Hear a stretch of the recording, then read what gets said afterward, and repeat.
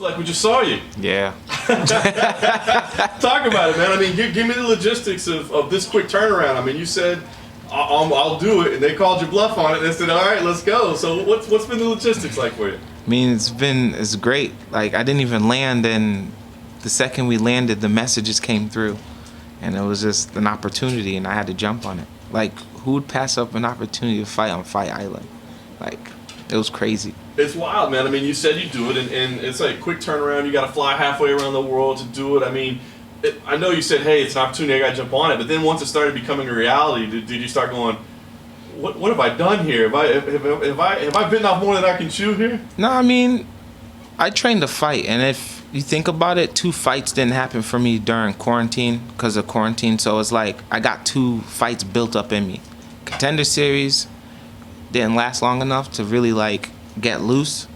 So now I'm like, all right, here's another opportunity. I just finished weight cutting.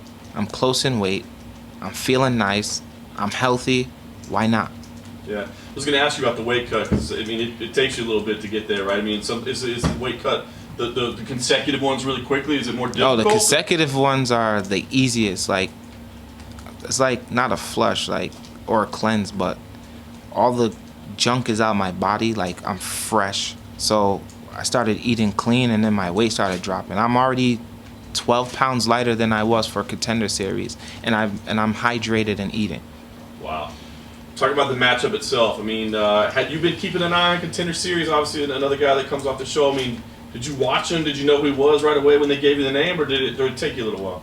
So surprisingly, I was supposed to fight him in a local circuit actually, for another promotion in 2017 or 18, I believe it was. I was supposed to actually fight him, but a family emergency came up with my coach, and he was like, "Look, you can go fight, but I won't be able to corner you. You'll have to have a different corner." And then it's like, nah, I can't, because that's my coach. I can't have someone just corner me, and I'm about to go take somebody's fight. So I'm like, nah, straight. At the time, I was looking for all undefeated guys so I can be known. Like, if you look at my rap sheet, you'll see that the percentage of fights I had were guys that were on winning streaks or undefeated. So when the fight didn't fall through, I was trying to chase him down, like trying to find his name, because I couldn't find his name for the life of me. And then to see him on the Contender Series, he fought a person that I know. He's like a friend of mine. We talk. We haven't trained together, but we know each other. And the fight was back and forth, and an error caused them to lose. And I was like, dang. So when what's his name? Aleksa. When Aleksa said, he said something about the 205 division, and he looked in the camera. I promise you, I felt like he was looking at me. I was like, all right, because he said the 205 division's on watch. Then he said something, and I was like, man, and I was like, yo, if I ever get my hands on him, and then boom, my debut, I get to fight him. To me, this is a blessing. I'm excited. I'll say it feels like some destiny or something, right? Definitely. That's odd. So is it? I don't want to say personal, but I mean, is there a little something on it? You know, that like you don't like the guy as well, or does it's not that I don't like him. I like the competitiveness that's in him. So for him to be competitive like I am, that's where the heads clash. Because they say he's athletic, he has endurance, speed, accuracy. They say that he's a version of me, which people speak on me because they don't experience being in the cage with me. So it's like, okay, I'll accept the challenge. Like, I want to see for myself what they're talking about. This is a highly respected guy. This would be a big win for you as well. I mean, I know you're both prospects, but I'm wondering, is the next chapter, if it was destiny, would be Tafon Chukwi, is running that back something that makes some sense? Yeah, of course we're running back. Like, I talked to that guy. Like, there's no problem. I told him, go do what he has to do. I know what it means to him. We come from different parts of the world, yet we have the same goals. He's trying to do for him and his family. I know exactly what that's like, because my family is foreigners too. So I sit here, and when that loss happened, I was like, it's destiny for that to have happened, because now he got the hype he needed to get to where he needed to be.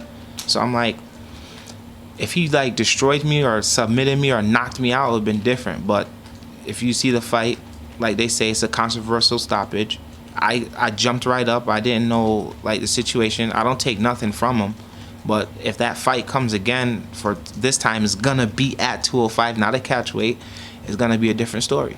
I like it. Well, this is obviously a big moment in your career. The matchup seems like it makes sense. Of course, you want to win, but what's the goal here? I mean, is this something that you want to come make this big splash and you want to fight again 3 more weeks later, or is this, just hey, get your foot in the door, get on the roster, get your win? I mean, what's the goal here? So, of course, a win is what I need. Like, I'm going in there to display my abilities, to show that I belong here. But definitely November 28th, my teammate, Parker Porter, he's fighting on a Vegas card. And it would be nice to get on that card. I'm not going to sit here and lie. It would be nice. What do you make of the state of the division right now? I feel like if you can string together a few wins, you can vault right into that, like a top 10, top 15 fighter. Yeah, we have, so the 205 division is like, I'll use the word rambunctious. You got guys that's been around and they're now being seen because the top guys are either retiring or getting older, and then they're like changing up.